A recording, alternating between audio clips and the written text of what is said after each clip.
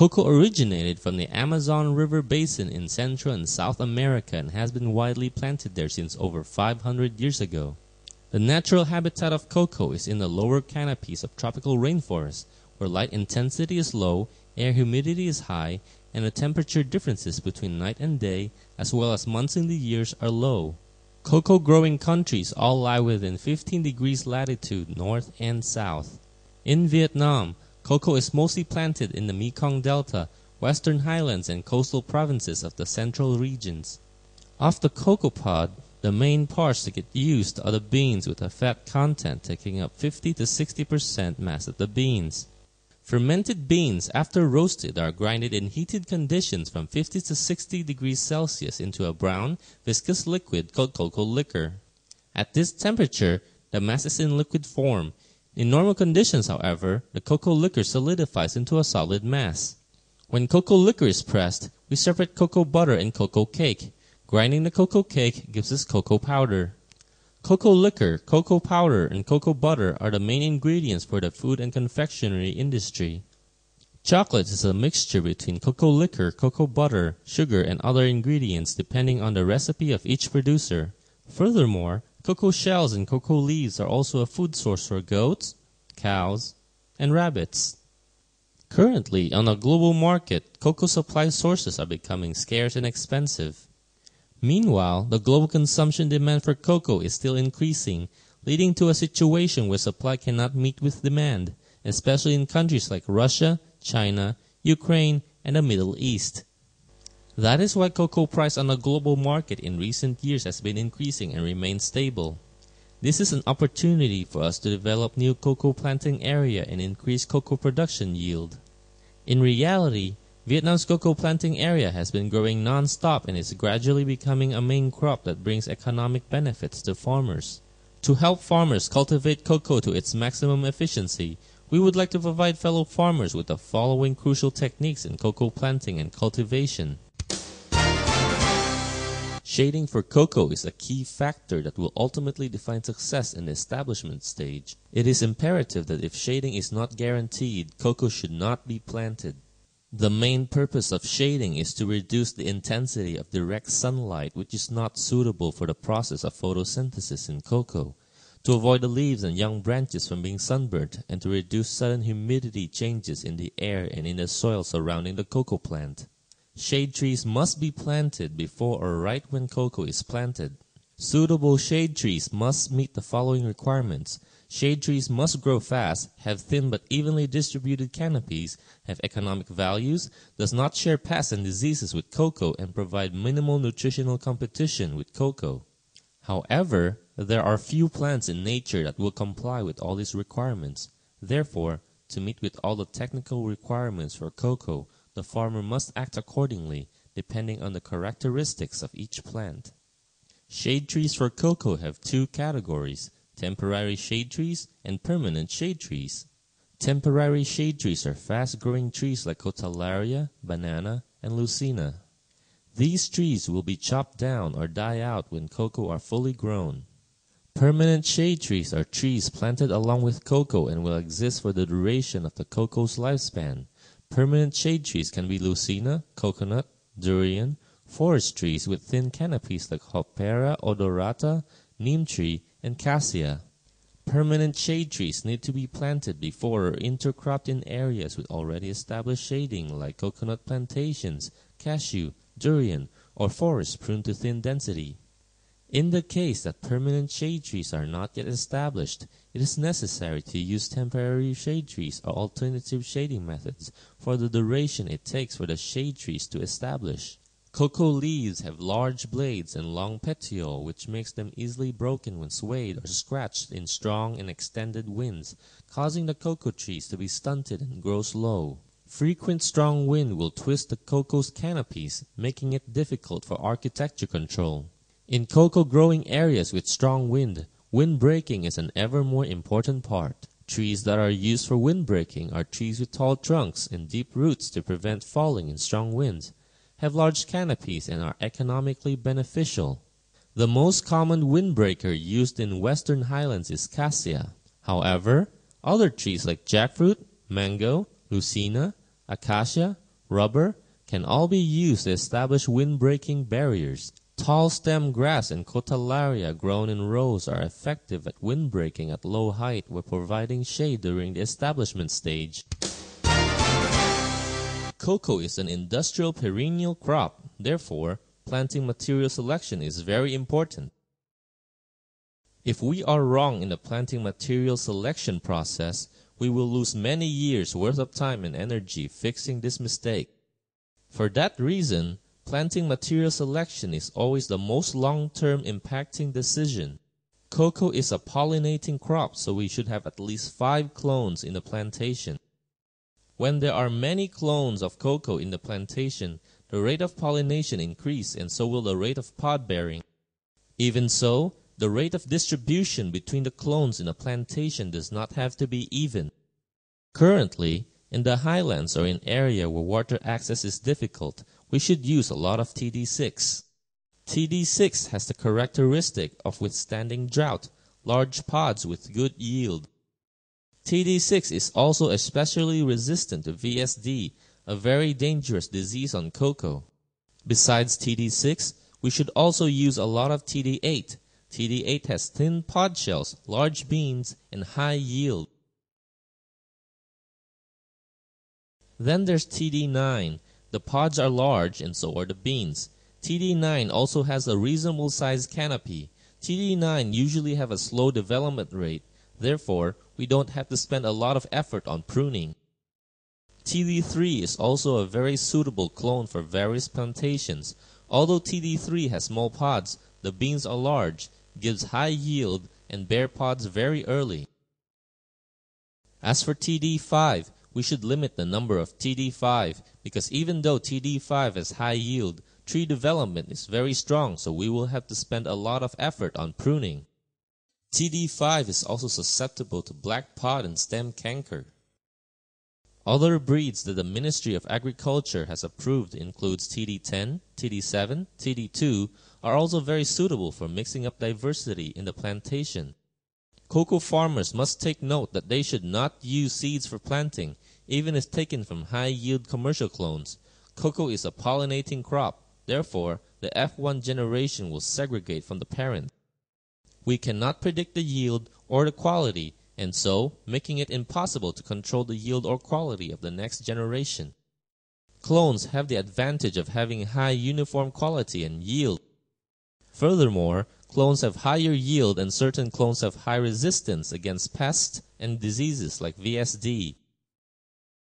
If we want cocoa to develop and grow well, seedling quality selection takes up the most important role after clone selection. A seedling that is up to standard for planting must meet the following criteria.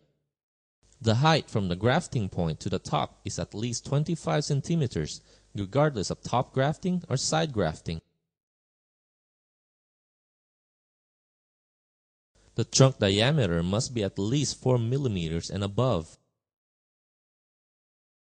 All the leaves must be well and healthy, with no signs of pests and diseases. Currently, most cocos in plantations are planted at a distance of 3 meters by 3 meters. This distance is reasonable for true seedlings and clones. If planted in higher density, maximum productivity will also be reached faster, but initial capital investment in clones, labor, and architecture control during production stage will be much higher. If cocoa is intercropped, cocoa's density will depend accordingly on the density and type of pre-existing crop. Usually, when farmers intercrop cocoa with cashew or coconut, the density would be around 400 to 700 trees per hectare.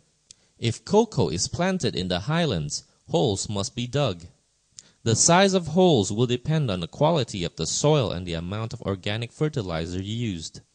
Normally, a planting hole will have the dimensions of 50 centimeters by 50 centimeters by 50 centimeters. However, regions in the Mekong Delta like Bến Tre or Cần Thơ, where sea levels is high and water table is heavily affected by the tide, cocoa must be planted at ground level or on mounds instead of in holes. Before planting in new areas or new forests where termites reside, planting holes must be treated with pesticides beforehand.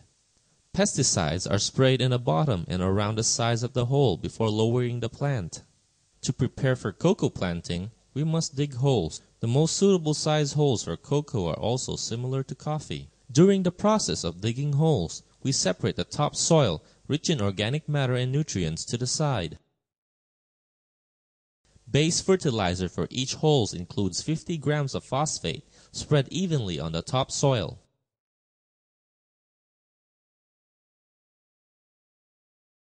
Then we add 5 to 10 kilograms of composed manure for each hole.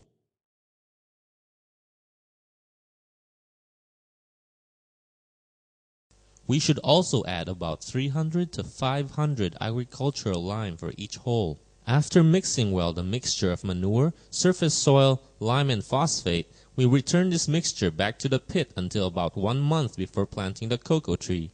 Before placing the mixture into the planting hole, we need to break down the walls around the hole. Before planting, we need to cut the bottom of the bag and crooked roots with a sharp knife. Cut lightly along the length of the cocoa seedling bag. Place the entire bag of soil with the bottom cut into the hole and cover up the surrounding base with soil. Press the soil lightly and slowly pull the plastic bag out of the soil mass. In areas with extended drought, the top of the soil bags need to be placed 7 to 10 centimeters below the soil surface. After planting, we will also need to spray pesticide on the surface soil around the planting area and all over the tree trunk. This way, not only will we prevent termites, but also other pests that sting and eat the leaves. After planting the cocoa tree, we need to use organic matters like dried leaves, branches, and cover the roots to keep the soil maintained at an appropriate moisture content for the trees to grow while also reducing evaporation. Furthermore, base covering also serves the purpose of preventing dirt from splashing onto the leaves during rain, spreading diseases caused by the fungus Phytophthora. However, when covering the tree's base, it must be noted that we should not cover too close to the trunk, which might lead to too high humidity, making the trunk easily be infected by diseases. After planting, if there are short drought periods, irrigation is necessary for new roots to develop and for the tree to recover its full growing capability. During the seedling stage, the cocoa tree only needs 25 to 50% direct sunlight, which is why we need to provide proper shading for it to develop properly. We can use any material to provide shading for the plant. For example, shade cloth, hay, or different types of grasses. We need to maintain this shade until the temporary or permanent shade trees are providing sufficient shading for the cocoa. Furthermore, after planting, we need to keep the plant stem straight and regularly prune the lower branch buds. When participating in a UTZ certified program, farmers will need to take note of the following. 1. Do not cut down forests to grow cocoa. 2. When growing cocoa in a reservation area, the management of the reservation must be notified. 3. When growing cocoa on a sloped area, erosion prevention methods must be taken like growing shade trees, making terraces and reservoirs to prevent erosion and covering bases. 4. Practice cultivation methods that preserve the environment like not using too much synthesized fertilizer, constantly practicing methods to increase soil humus. Cocoa needs a lot of irrigation during the dry season and through persistent small droughts during the rainy season. With enough water, flowers will bloom more, pods will have good bean size, and the tree will be healthier. However, cocoa is a crop that cannot tolerate being waterlogged. Therefore, in the rainy season, there needs to be a good drainage system to limit the diseases in the roots and reduce the harm from Phytophthora. During the dry season of the new planting year, we should water the cocoa trees to help them grow and develop well. The amount of water irrigated changes depending on the method of irrigation, type of soil, and technique of cultivation. In this stage, because the root system has not yet thrived, each irrigation session only needs to focus on the root area. In sandy soil, the time gap between irrigation is shorter compared to basalt soil or clay soil. To increase water use efficiency and reduce the number of irrigation times, in the case of direct irrigation with rubber hose, set up reservoirs to contain water. On top of that, cocoa trees' base needs to be covered well during the dry season to reduce water evaporation and limit sudden changes in temperature.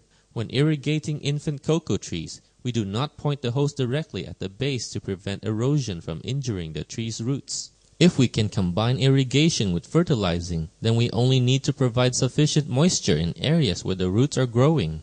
Do not let water overflow the basin of the tree, or too much water will spill out of the vertical root system. In this stage, we need to irrigate with the amount of 50 to 100 liters per tree per session. Period of irrigation is every 10 to 15 days. When cocoa approaches production stage, irrigation amount needs to be increased to 150 to 200 liters per tree per session. Period of irrigation is every 15 to 20 days. The plantation needs to guarantee shading and surface coverage to limit water evaporation during the dry season. The source of water for irrigation can come from rivers, lakes, or wells that are not contaminated by salt or low pH. Right now, there are many methods to irrigate cocoa, such as sprinkler irrigation, drip irrigation, and hose irrigation. During the establishment stage, we can use sprinkler irrigation. However, when the trees are in production stage and the amount of pods and flowers are plenty, we apply hose irrigation or drip irrigation. With hose irrigation, we can use different types of motor pump. Drip irrigation is used widely in the southeast and southwest of Vietnam.